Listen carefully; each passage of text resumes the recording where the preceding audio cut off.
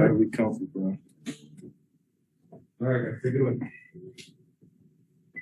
Melo, you know, a bunch of guys talked about how hard on himself Russ was after Tuesday's game. What was it like getting back in the office and sort of going back to practice today? A lot of times that's all it takes. Get back in the office, get back in the lab, watch some film. And I think when you go back and watch the film, things don't look as bad as they may feel when you go and do it. So that kind of release a lot of things that you may be thinking or feeling at that moment. So it's over for me. In essence, first game is over. You know, it's a long season. I don't think nobody will be talking about this game in a couple of months. So for him, it's just about just staying with it. He know how to play the game. He's been through this multiple times, multiple years. He know what he has to do to get going or get himself going, or you know, make him feel a little bit more comfortable. We have to help him a little bit more, but it's something we all figuring out at the same time. But there's no need for him. It's easier said than done. There's no need for him to feel the way that he may felt after that first game. How's the pump fake free throw look on the film? That was funny as hell. It wasn't really a pump fake. See, I didn't really see the whole thing. I went up and the ball hit my forehead.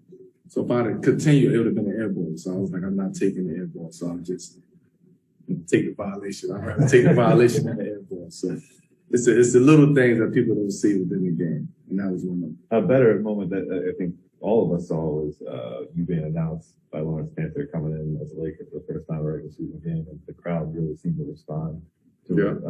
What that ovation make you feel, and you know, was that like a welcome to the Lakers moment? Yeah, but it just made me feel at home. Like it didn't feel like this was a new environment, a new situation. Like I felt right at home. I felt comfortable coming right in playing, but just hearing the fans, you know, cheer for me the way that they cheered and stand up and, you know, give me that ovation.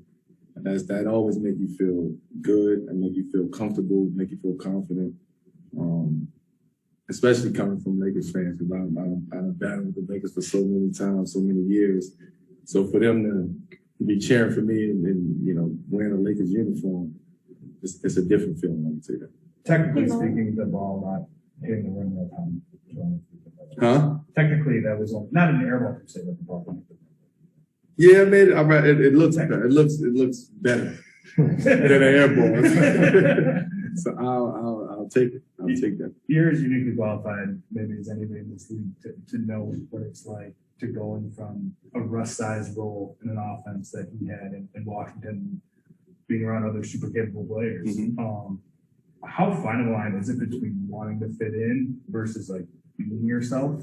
And is that just sort of a fight, I guess? It can be. Yeah. It can be. But again, I really don't know exactly what he's thinking. Mm-hmm. Going through his head. You know, we're there to keep him positive, keep him motivated, keep him understanding, like, you know, there's only one game. You figure it out. You'll figure it out. We'll help you figure it out. But yeah, I know what it's like. I know what it's like going from here and being the you know, wearing the white hat on the team to, you know, being one of the guys who wear the white hat on the team. So it's a different feeling, it's a different emotion, it's a different mindset that you have to have. So yeah, I can speak from firsthand experience what those feelings are like. What's the thing people get most wrong about it? I think sometimes people think it's like a matter of like want to and stuff like that. No, it's just a matter of, I mean, you hit it. It's just a matter of wanting to figure it out so badly, wanting to still be who you are, wanting to still fit in with everything else. So it's a battle with everything. You know, coming back home also, you know, dealing with that, you know, I don't want to say pressure, but understanding, you know, the stakes, you know, what's at stake, us trying to win a championship. But us trying to win a championship is not going to be established on the first night, you know, especially with the group of guys that we have. You know, with so many of you guys being such close friends, how different does this season feel? Already? already. Man, that's a Like couple even weeks. in practices, like behind the It's scenes. been on a couple weeks. But what I can tell you is it's been great. You know, because it's the level of respect that we have for one another, and not just from a basketball standpoint or skill level, but as people. Like we respect each other as men. I think when you have that type of respect on the court and off the court, it makes things easier. You know, it's quick things that you said it's done. You know, you don't have to go through trying to figure it out. It's this is what we're gonna do. This is how we're gonna do it. We talk it out. If it's something that we disagree on, we sit in the film session. We talk on the text. We call each other. We FaceTime, and we figure it out. So I think having that makes this experience, you know, better, fun, and so far a great experience so far. Like, is there already more communication at this point of the season than there typically is on other teams? Yeah, for sure. I mean, it's with the guys that we have, Yeah. for sure.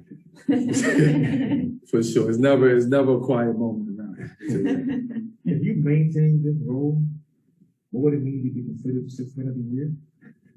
Go ahead, actually. Yes. Not saying you're gonna maintain this role, but Yeah, but but it's different. Like you can have that.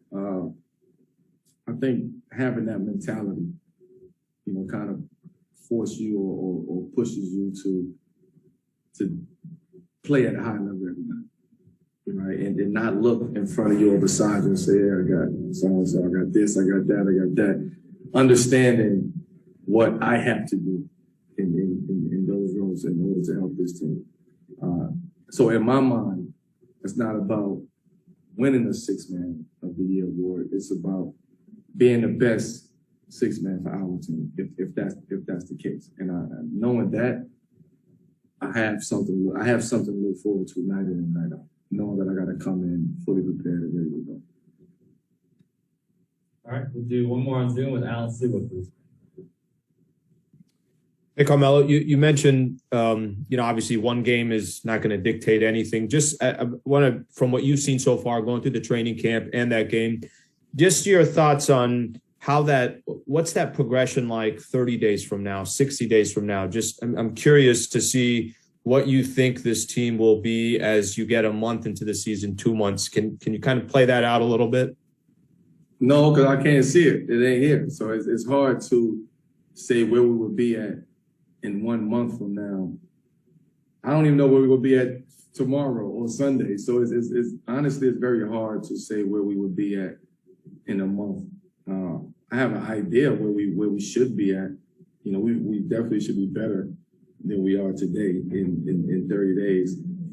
We should have some type of continuity, some camaraderie, some cohesiveness out there on the court. You know, things are starting to shape up and shape their way into form within 30 days, a month from now. But I don't know, man. I don't know what's going to happen.